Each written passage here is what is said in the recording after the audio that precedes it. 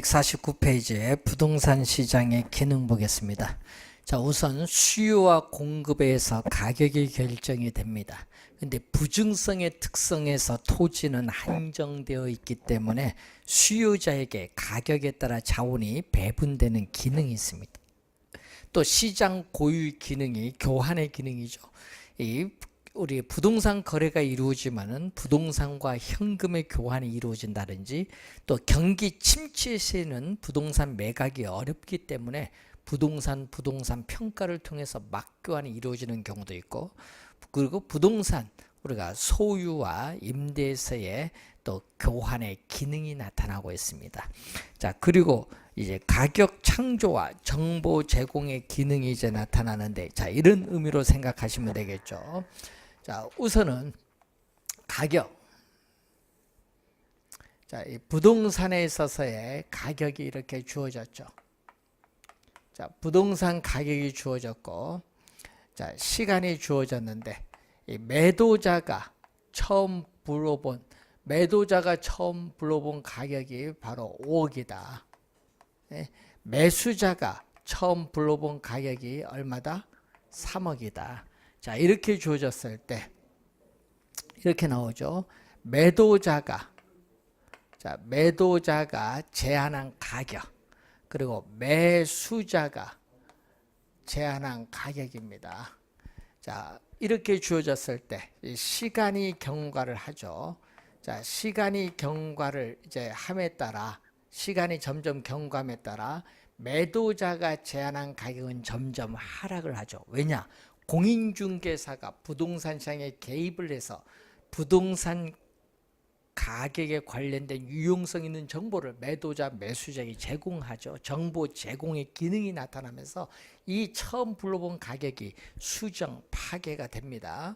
자, 그래서 이 매도자가 제한한 가격은 점점 하락하고 매수자가 제한한 가격은 점점 상승하면서 우리가 이 시간에서 우리는 매도자가 더 이상 양보할 수 없는 하한 가격과 매수자가 더 이상 양보할 수 없는 상한 가격이 여기 충돌을 일으켜서 사기라는 가격이 형성이 됩니다. 그래서 교환이 이루어지죠. 이때 가격 형성의 기능, 이것을 가격 창조로서의 기능이라고 합니다. 그리고 지속적인 토지의 대체와 경쟁을 통해서 최유효율을 도출하는 과정에서 이 토지에 있어서의 양이나 질을 조정하는 기능도 가지고 있고, 또 도심에서는 지가가 비싸고 외곽으로 갈수록 지가, 지대는 낮아집니다. 그래서 우리는 우리가 경제 활동 주체에 따라 지대를 지불할 수 있는 능력에 달라집니다. 그래서 지대 지불 능력의 차이에 따라 도심에서 외곽으로 갈수록 상업용, 주거용, 공업용, 농업용, 임업용 순으로 토지 이용의 분포가 나타납니다. 이것을 토지 이용에서의 유형을 결정하는 기능도 가지고 있죠. 자, 그리고 여러분 시험에 또 올해 출제가 예상되는 또 중요한 부분이죠. 자, 우리가 토지의 특성이죠. 이 토지에 있어서의 특성. 자, 토지의 특성으로 인해서 일반 상품 시장과는 다른 우리가 부동산, 토지 특성으로 인해서 일반 상품 시장과는 다른 부동산 시장의 특성이 나타납니다. 자, 여기서 우리가 부동성이 있습니다. 부동성. 자, 이 부동성이 있는데, 자, 이 부동성, 토지는 지리적 위치가 고정되어 있습니다. 토지의 지리적 위치가 고정되어 이동시킬 수 없어요. 이동시킬 수 없기 때문에 우선은 토지에 대한 권리, 토지 거래 시에 토지에 대한 권리나 이익이 거래되는 관념적 공간적 의민, 광념적 공간적 의민, 뭐가 나타난다? 추상적 시장이 나타나죠. 그렇기 때문에 우리는 부동산, 이 토지에 대한 자료를 수집해서 분석하는 정보 활동화가 나타나는 거죠. 또 이 부동성에서 공간적 작용 범위가 일정한 지역에 한정되는 경향이 있는 또 국지적, 지역적 시장이 또 형성이 되기 때문에 부동산이 위치하는 현장에 가서 확인을 해야 되는 임장, 활동화가 또 우리가 나타나는데 시험 문제는 요 지문을 좀 자주 출제하죠. 국지적, 지역적 시장이 나타납니다. 자, 그리고 또 이러한 부동성으로 인해서 토지 이용에서의 뭐가 나타나냐면 외부 효과, 외부성이 나타나죠. 자, 우선 외부성, 외부 효과가 나타난다. 토지 이용에서의 외부성, 외부 효과가 나타납니다. 자, 토지는 위치가 고정되어 있기 때문에 그 토지를 둘러싼 외부 환경의 조건에 영향을 받아서 부동산 가격이 오를 수도 있고 내릴 수도 있는 외부 효과가 발생합니다. 자, 이러한 외부 효과로 인해서 우리는 시장에서 자원이 비효율적으로 배분이 이루어지는 시장의 실패를 야기시키죠. 자, 이러한 시장의 실패를 야기시킨다. 이러한 시장의 실패가 바로 뭐냐? 우리는 시장의 실패가 야기되기 때문에 정부에 있어서의 부동산 시장 개입의 근거가 되죠. 이 정부에 있어서의 시장 개입의 근거가 된다. 이 정부에 있어서의 시장 개입의 근거가 된다는 그러한 내용이 되겠습니다. 정부의 시장 개입의 근거가 된다는 그러한 내용을 우리가 보시면 되겠습니다. 자, 우선은 우리 관련해서 이 부동성의 특성으로 인해서 나타나는데 또 이 부동성은 또 뭐와 있어서 부증성이라든지 또는 뭐 개별성 또는 용도의 다양성 이런 특성 등에 있어서 부동산에 대한 수요가 증가하더라도 바로 즉시 택지를 조성해서 공급을 늘려줄 수는 없어요. 이 수요 공급 조절이 우리는 곤란하다. 수요 공급 조절이 곤란합니다. 왜냐? 우리는 착공에서 완공에 이르기까지 시간이 오래 걸린다. 공급에 뭐가 존재한다? 시차로 인해서 수요 공급 조절이 곤란하죠. 그래서 단기적으로, 자, 시험 지문에는 이 지문이 많이 출제를 하죠. 단기적으로 부동산 시장에서의 부동산 가격의 왜곡, 부동산에 있어서의 가격의 왜곡을 발생시킬 가능성이 높다. 이 지문을 우리는 정답 지문도 한 2번 출제되고 제일 많이 출제되는 지문입니다. 꼭 기억을 해 두셔야 될 부분이죠. 자, 그리고 또 개별성의 특성이 있죠. 물리적으로 똑같은 토지는 오직 하나밖에 없습니다. 2개 이상의 동일한 토지는 결코 존재하지 않는다는 이러한 개별성의 특성으로 인해서 일반 상품과는 달리 부동산 상품은 뭐가 된다? 우리는 표준화가 어려워요. 일반 상품은 표준화가 되어 있기 때문에 대량 생산도 가능하고 신라면, 예를 들어서 제주도에서 먹든 서울에서 먹든 똑같아요. 획일화된 수요. 일반 상품은 획일화된 수요가 나타나지만은 부동산 상품은 이 상품의 비표준화로 인해서 획일화된 수요가 나타나는 게 아니죠. 우리는 차별화된 수요가 나타난다. 자, 획일화된 수요가 나타나는 것이 아니라 차별화된 수요가 나타난다. 자, 이 차별화된 수요, 획일화된 수요가 아니라 차별화된 수요가 나타난다. 자, 그리고 일물, 한 가지 물건에 한 가지 가격이 성립한다는 일물일가의 법칙이 성립되지 않습니다. 또 이러한 개별성으로 인해서 비표준화가 되기 때문에 대량 생산이 안 되죠. 그렇기 때문에 도매상과 일반 상품과는 달리 도매상과 소매상이 존재하지 않습니다. 유통기구가 존재하지 않기 때문에 시장이 조직적으로 체계화되어 있지 않아요. 비조직화가 되어 있어요. 그러다 보니까 또 일반 상품과는 달리 부동산 상품의 가격에 대한 집중 통제가 곤란해요. 그래서 정부가 개입을 하죠. 자, 그리고 부동산 거래 시에 또 거래 비용이 일반 상품과는 달리 많이 든다는 또 문제가 발생을 합니다. 비조직화로 인해서. 자, 그리고 또 거래죠. 부동산 거래 내용의 사실의 공개를 꺼려하죠. 왜냐? 부동산 소득은 불로소득이라는 부정적 인식이라든지 자금 출처에 대한 세무당국 조사가 있기 때문에 거래에 있어서의 비공개성, 은밀성이 또 나타나죠.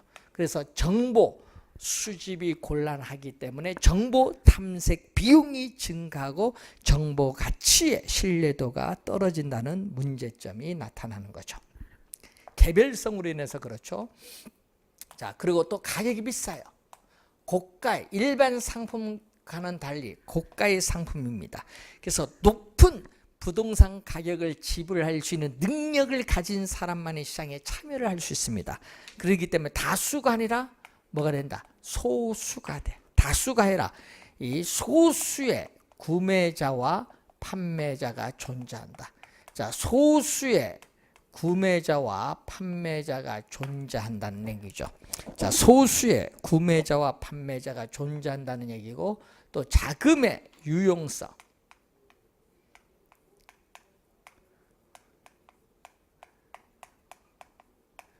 자, 자금의 유용성과 밀접한 관련이 있다. 자금의 유용성에 밀접한 관련이 있다.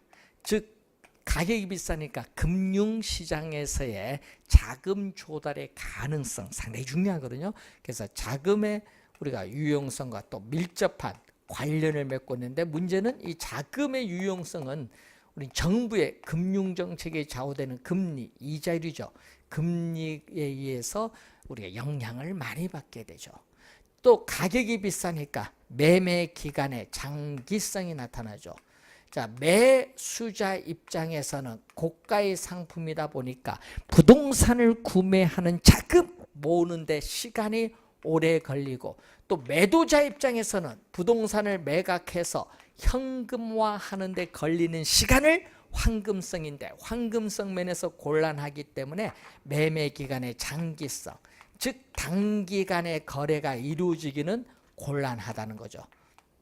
그리고 또 여러 가지 법적 측면의 제도적 특성 때문에 법적 제한이 많아요. 그래서 시장에서 수요 공급 조절 기능이 저하가 되면서 떨어지면서 또 시장에서의 부동산 가격의 왜곡을 발생시키죠. 부동산 가격의 왜곡을 발생시키면서 또 부동산 시장을 불안전 시장으로 만드는 요인이 되기도 하는데, 올해 출제가 예상되는 또 중요한 부분이기 때문에 한 2년마다 한 번씩 나오는데 작년에 출제되지 않았기 때문에 올해는 좀 중요하다, 이렇게 보시면 되겠습니다. 자, 154페이지 보시면은 효율적 시장이죠. 이 효율적 시장은 원래 주식 시장에서 가설의 형태로 나타난 이론이 되겠죠.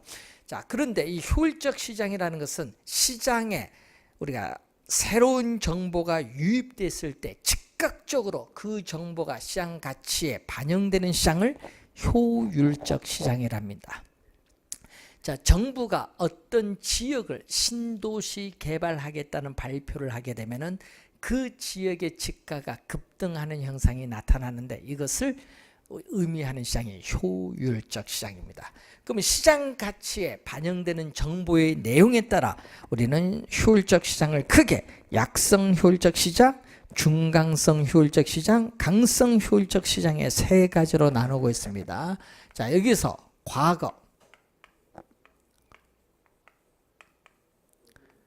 과거의 정보죠. 자, 과거의 정보, 과거에 이미 발표된 정보입니다. 이 과거의 추세적인 정보가 현재 시장 가치에 반영되는 시장을 약성 효율적 시장이죠. 자, 이 약성 효율적 시장에서는 과거의 정보만 반영됐기 때문에 현재와 미래의 정보를 획득을 하기 위한 정보 비용이 존재를 합니다. 자, 그리고 이 과거에 이미 발표된 추세적인 정보를 가지고 현재 시장 가치의 변동을 분석하는 것을 우리는 기술적 측면에서의 분석이라고 합니다. 그래서 약성 효율적 시장의 투자자들은 모두 기술적 분석을 하고 있다고 가정을 하고 있어요. 따라서 약성 효율적 시장의 투자자들은 이 기술적 분석을 통해서 나타난 여러 가지 기술적 지표를 가지고 투자를 한다 하더라도 우리는 초과 이윤은 획득할 수 없다. 초과 이윤은 획득할 수 없다는 거죠. 자, 그러면 초과 이윤은 획득할 수 없지만은 뭐는 정상 이윤은 획득이 가능하죠.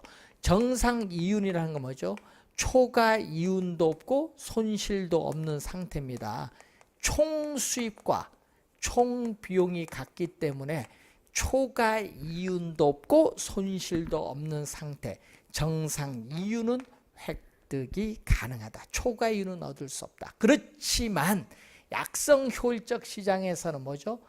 기술적 분석을 통해서는 초과 이윤을 얻을 수 없지만 남보다 더 우수한 정보, 뭐죠? 과거의 정보가 아니죠. 남보다 더 우수한 정보라는 것은 현재의 정보, 현재의 정보와 미래의 정보입니다. 약성 효율적 시장의 투자자들에게는 우수한 정보라는 것은 현재와 미래의 정보인데 우리는 우수한 정보를 획득을 하여 투자한다.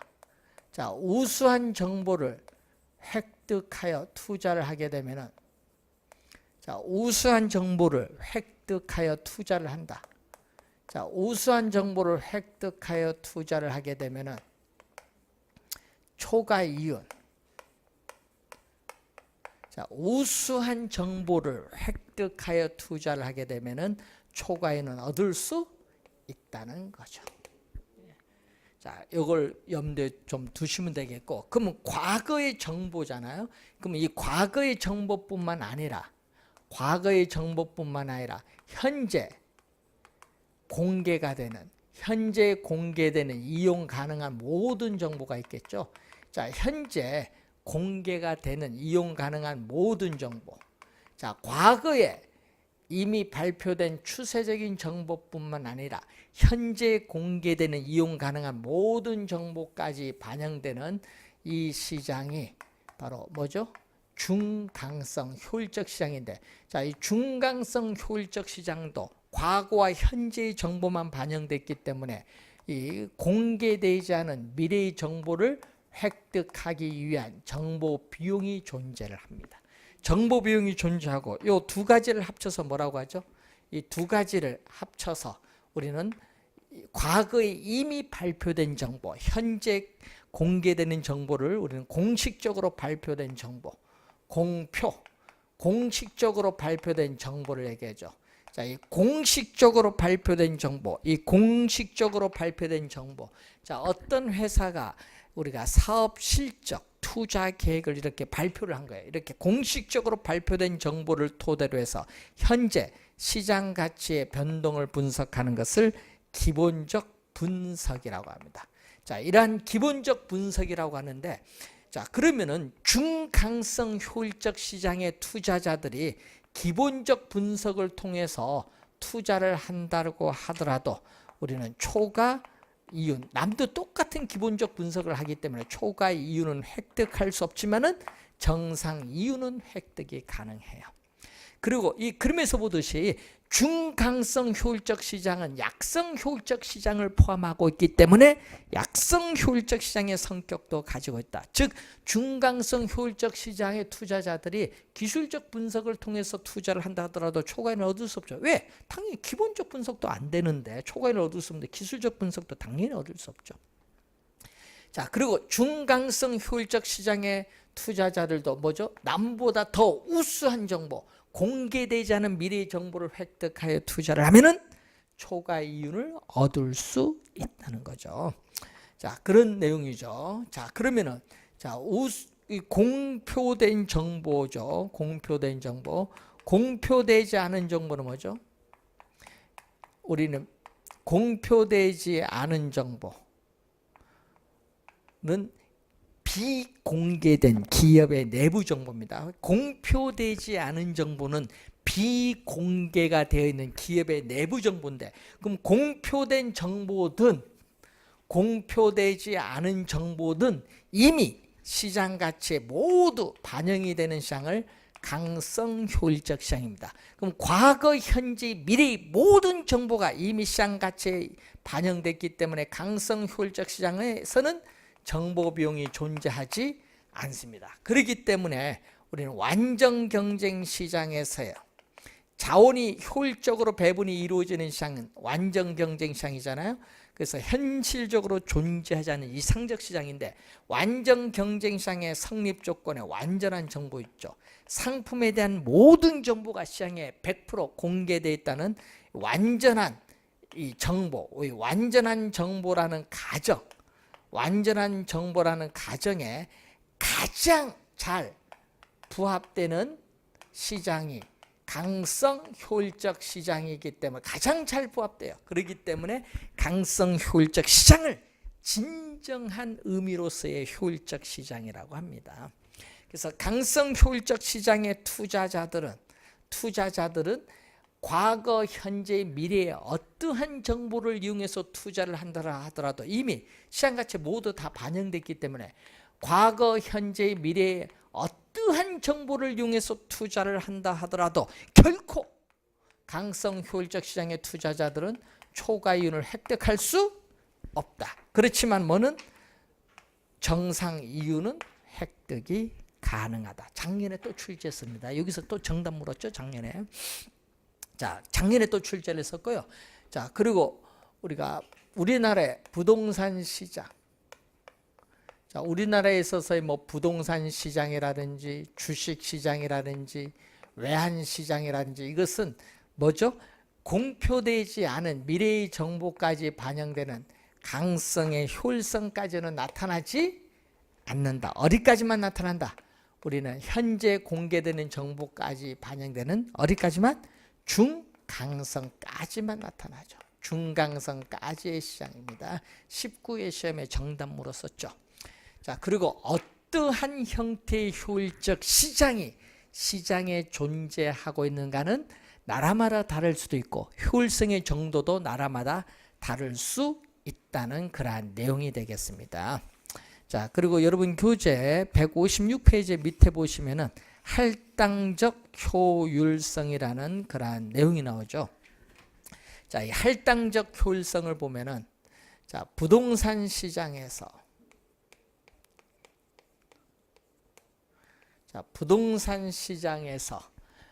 우리가 부동산 시장에서 매수자가 얻을 수 있는 임대료 수익률, 매수자가 얻을 수 있는 임대료 수익률이 있고, 자, 그리고 자본 시장에서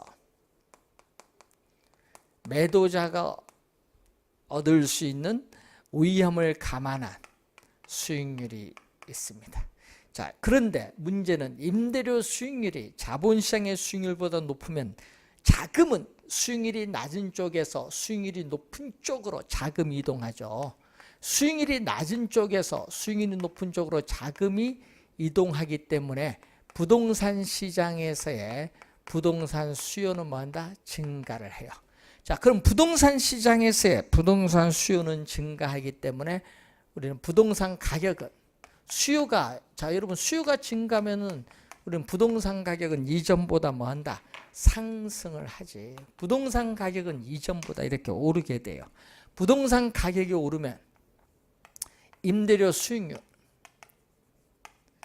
부동산 가격이 오르면 임대료 수익률은, 자, 부동산 가격은요 투자 금액입니다. 그럼 부동산 가격이 이래서 5억에서 7억으로 올랐다. 그럼 투자 금액이 5억에서 7억으로 더 많아지는데 이 순수익은 변화가 없다는 얘기죠. 그럼 부동산 가격이 오르면 당연히 수익률은 하락을 하죠. 투자 금액이 이전보다 더 많아졌기 때문에 수익률은 떨어져요. 그래서 수익률은 높았던 것이 점점 이렇게 하락을 합니다. 하락을 한다. 수익률이 하락을 한다는 의미고, 만약에 이렇게 되면 어떻게 돼요? 부동산 시장의 임대료 수익률보다 자본시장의 수익률이 높으면 또 수익률이 낮은 쪽에서 수익률이 높은 쪽으로 뭐가 이동한다? 자금이 또 이동을 이쪽으로 해갑니다. 그러면 이쪽으로 이동을 하기 때문에 부동산 시장에서의 수요는 반대로 이번은 뭔다? 줄어들겠죠. 수요가 줄어들면 부동산 가격은 어떻게 돼? 하락을 하죠. 수요가 줄어들면 가격은 당연히 하락을 하죠. 그럼 가격이 하락을 하면은 임대료 수익률은, 자, 임대료 수익률은 부동산 가격이 투자 금액인데 아까 5억에서 만약에 순수익은 변화가 없는데 5억에서 투자 금액인 부동산 가격이 5억에서 3억으로 하락을 하면은 투자 금액이 적어지기 때문에 임대료 수익률은 더 높아지겠죠. 임대료 수익률은 낮았다가 점점 상승을 해요. 자, 임대료 수익률은 점점 이렇게 올라가죠. 자, 그러다가 또 두 시장의 수익률이 같았다. 이 두 시장의 수익률이 같을 때를 우리 뭐라고 하냐? 균형이다. 그럼 두 시장에서의 수익률이 같으면 균형이다. 자, 두 시장에서 수익률이 같으면 균형인데 이 균형일 때는 자금의 이동이 없다. 자, 두 시장에서의 수익률이 같으면 균형일 때는 자금의 이동이 없어요. 이때를 우리는 전문 용어로 뭐라고 하냐? 할당적 효율성. 할당은 배분한다는 얘기죠. 할당은 영어에 요거 배분이라는 용어인데 이걸 번역을 한 거예요. 이걸 할당, 배분으로 번역한 거예요. 할당보단 배분이 맞는데 그래서 할당적 효율성이라고. 그러니까 자원이 효율적으로 배분이 이루어지는 시장. 자, 부동산 투자 및 다른 투자 대안에 따르는 위험을 감안을 했을 경우에 부동산 투자로부터 얻는 수익률과 다른 투자 대안으로부터 얻는 수익률이 서로 같도록 자금이 균형 있게 배분이 이루어졌을 때를 우리는 뭐라고 한다? 우리는 할당적 효율성이라는 말을 우리가 사용을 합니다. 할당적 효율성이라는 말을 사용한다. 그 내용이죠.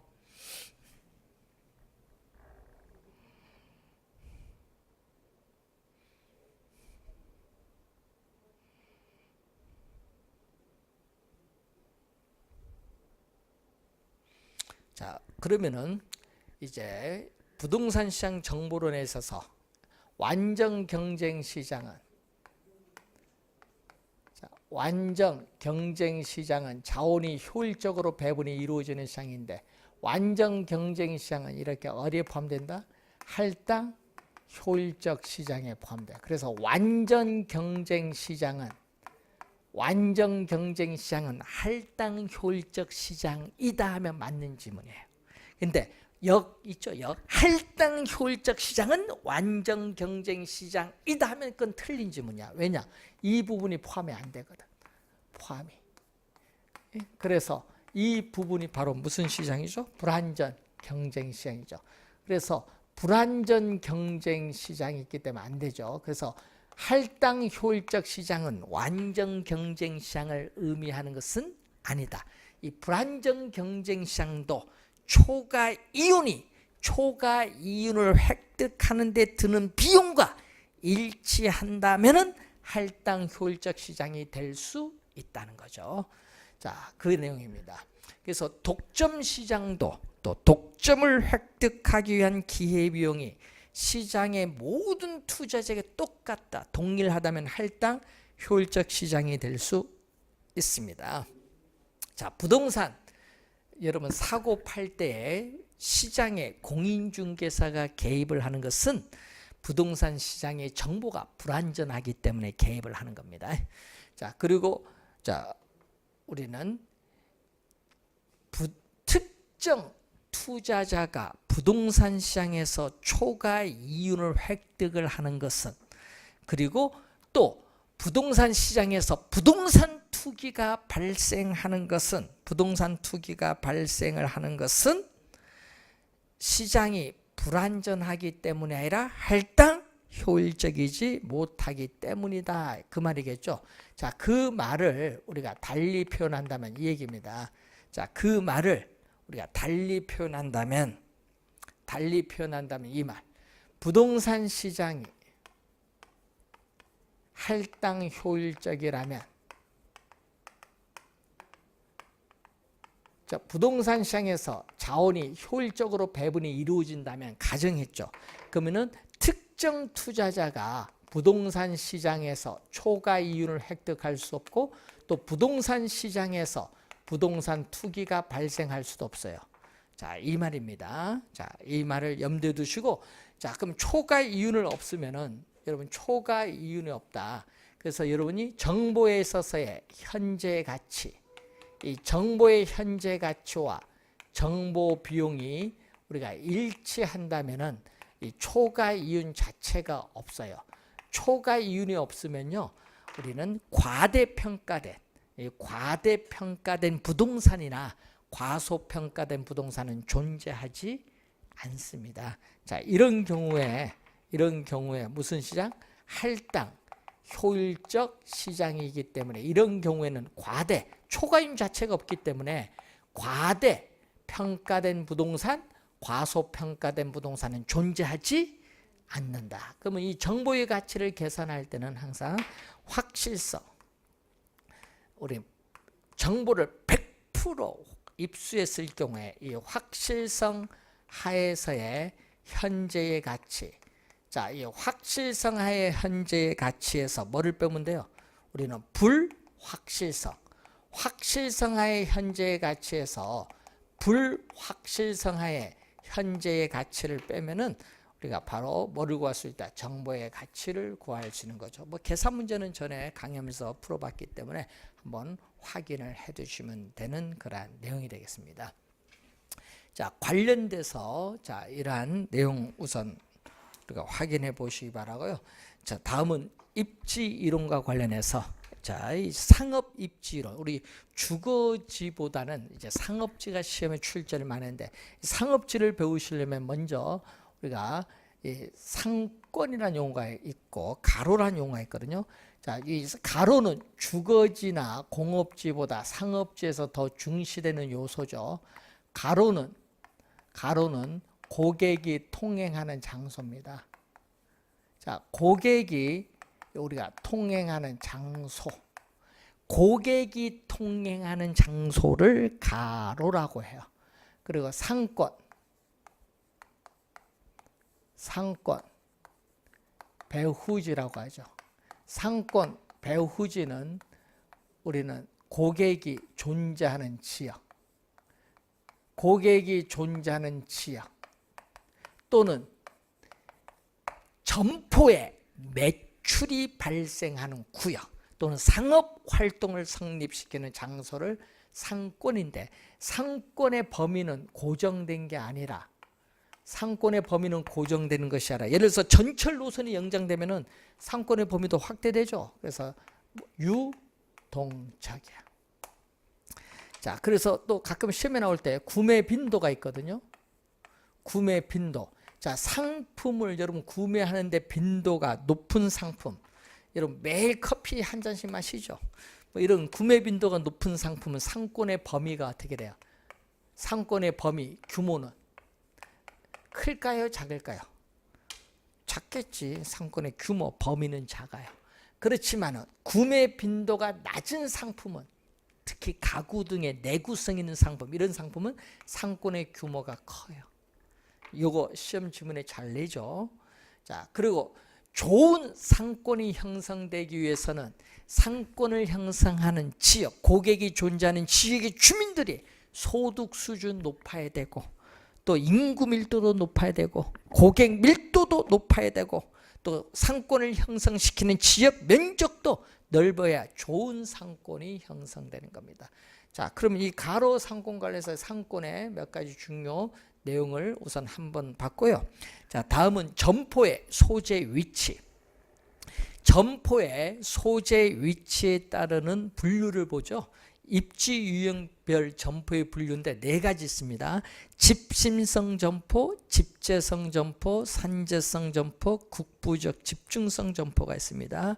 자, 여기서 집심성 점포는 상권, 배후지의 중심부에 입지를 해야, 상권, 배후지의 중심부에 입지를 해야 유리한 유형의 점포로서 백화점, 도매상, 귀금속점, 영화관, 호텔 등이 여기에 해당하고요. 집재성 점포는 규모는 약간 크죠. 동일한 업종의 점포들이 한 곳에 모여 있어야 유리한 유형의 점포로서 관공서, 은행, 보험, 증권 등이 여기에 해당합니다. 자, 산재성 점포는 자, 소매 점포들이 속해 있는 상권의 크기는 한정되어 있기 때문에 이 동일한 업종의 소매 점포들이 한 곳에 모여 있으면 망해요. 그래서 분산 입지를 해 유리한 유형의 점포로서 시험에 많이 나온 것은 색탁소, 자파점, 이 두 개가 제일 많이 나옵니다. 색탁소, 자파점, 어물점이라든지 제과점, 뭐 제빵점 이런 거죠. 자, 그리고 이 국부적 집중성 점포는, 집재성 점포는 규모는 좀 작아요. 이 동업종의 점포들이 국부적 지역의 어느 일부분 국부적 중심지에 입지를 해 유리한 유형의 점포로서 우리 농기구상, 비료상, 종묘상, 그리고 어구점, 석재점 등이 여기에 해당합니다. 우선 확인 한번 해보시기 바라고요. 다음은 상품의 종류에 따른 분류로서 편의품점, 선매품점, 전문품점이 있죠. 자, 이 편의품점이라는 건 뭐죠? 편의품점은 일상생활의 필수품을 판매하는 점포로서 보통 가격이 우리가 10,000원 이내에 있는 상품들이 많이 있습니다. 그래서 고객의 의사결정이 신속을 해요. 저차원 중심지에 입지를 하고 있고요. 자, 그런 점포가 편의품점입니다. 편의점 있죠? 여기 얘기하는 거고요. 그리고 도보로 약 10분 정도 거리 평균에 있습니다. 자, 그리고 선매품점은 고객이 상품의 가격, 품질, 디자인, 색상, 포장 등을 여러 다른 점포들과 비교를 해서 구매를 하는 상품을 판매하는 점포로서 고객의 취미와 기호 등이 잘 반영되어 있습니다. 자, 그래서 이런 점포가 선매품점이죠. 의류 같은 걸 예를 들어 볼 수 있고, 전문품점은 고객이 특수한 매력을 찾기 위해서 구매를 위한 노력을 위하여 아끼지 않는 상품인데 고차원 중심지에 입지하는 경우가 많아요. 고급 의류, 고급 우리가 관련해서 시계, 우리 고급 승용차 이런 걸 판매하는 점포 등이 여기에 해당하고 이윤율이 상당히 높습니다. 교통이 편리한 곳이면 관계가 없겠죠. 자, 우선은 그 내용들을 한번 확인을 한번 해보시기 바라고요. 자, 우리 상권 관련해서 또 상권 획정하는 기법이 있거든요. 자, 이 상권을 또 우리가 획정하는 기법을 보게 되면은 우리가 공간 독점법이 있어요. 자, 여러분 공간 독점은 말 그대로 일정한 지역의 공간을 독점합니다. 그래서 우리는 확정 상권이죠. 일정한 지역의 공간을 독점하는 확정 상권의 형태로서 이 편의 관련해서 프랜차이즈한 체인점을 예를 들어 볼 수 있죠. 거리에 제한을 두는 업종이나 면허가 필요한 업종이 여기에 해당합니다. 자, 그리고 시장 침투법은 뭐죠? 우리 상권이 중첩되어 있고 경쟁이 치열하죠. 대형 쇼핑센터라든지 백화점 등에 적용하는 게 시장 침투법으로서 허프 이론을 적용합니다. 이제 나중에 배우실 우리 허프 이론을 적용을 주로 하는데, 시장 침투법은 상권이 영속이 되어 있는 경우가 많죠. 그리고 분산시장 접근법은 이건 불영속 상권입니다. 특정 지역만 공급하는 불영속 상권의 형태인데, 그래서 시장의 분할을 전제로 해서 우리가 나타나는 거죠. 그래서 특정 수요 계층을 대상으로 매우 전문화된 상품을 공급을 합니다. 대표적으로 고급 가구점을 예를 들어 볼 수 있죠. 그래서 동일 지역 내에서 그룹별로 달리 공급을 하는 고급 가구점을 대상으로 하는 분산시장 접근법, 22회 시험에 한번 출제했었죠. 상권을 획정하는 기법, 이것을 우선 확인을 해봤습니다. 자, 그러면 최근에 상권에서 출제하는 것은 뭐를 출제하냐 하면요, 당연히 뭐를 출제할까요? 우리는 바로 이 상권 분석 모형을 출제하겠죠. 상권 분석 모형. 그래서 제일 먼저 나오는 것이 우리가 1929년에 나온 거죠. 레일리. 우리는 상업지역의 구분을 최초로 체계적으로 시도한 학자가 레일리입니다. 그래서 레일리의 소매 인력의 법칙이죠. 레일리는 뉴턴의 만류 인력의 법칙을 응용한 거죠. 그래서 도시 단위를 기준하죠. 자, 도시 단위를 기준하고 이 중심지 간의 상호작용에 초점을 둡니다. 자, 중심지 간의 상호작용에 초점을 두고 있다. 자, 중심지 간의 상호작용에 초점을 두고 있는 게 랠리입니다. 자, 랠리는 그래서 중력 모형이죠. 랠리는 중력 모형. 근데 이 중력 모형이 또 시험 지문에 또 자주 또 출제를 하죠. 자, 이렇게 도시 기준이니까 A 도시 인구 A, B 도시 인구 B. 상권의 경계 분기점은 규모가 작은 B도시 가까이 결정됐는데 이게 바로 상권의 경계인 분기점이고, 자, 그럼 이게 바로 C 도시죠. 그럼 C 도시의 소비자들이 A 도시에 몇 명 물건 사러 가고 상대적으로 B 도시에 몇 명 물건 사러 가느냐, 이걸 보는 거죠.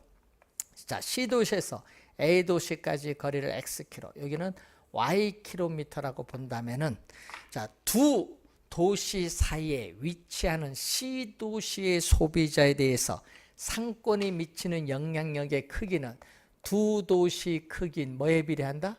인구에 비례. 시험엔 또 반비례로 많이 내죠. 인구에 비례하고 또 뭘로? 분기점.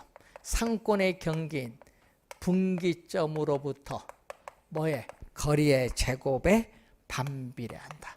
이 분기점으로부터 거리의 제곱에 반비례한다. 자, 인구에 비례하고 반비례한다는 내용이죠. 자, 그래서 고객을 끌어당기는 힘, 유인력 또는 흡인력은 인구의 비례는 분자로 가고요. 분기점으로부터의 거리 제곱의 반비례는 분모로 우리가 가면 돼요. 자, 분모로 가면 되는 그러한 내용이 되겠습니다. 자, 그런데 그 관련해서 자, 유인력, 이 흡인력인데, 자, 우리가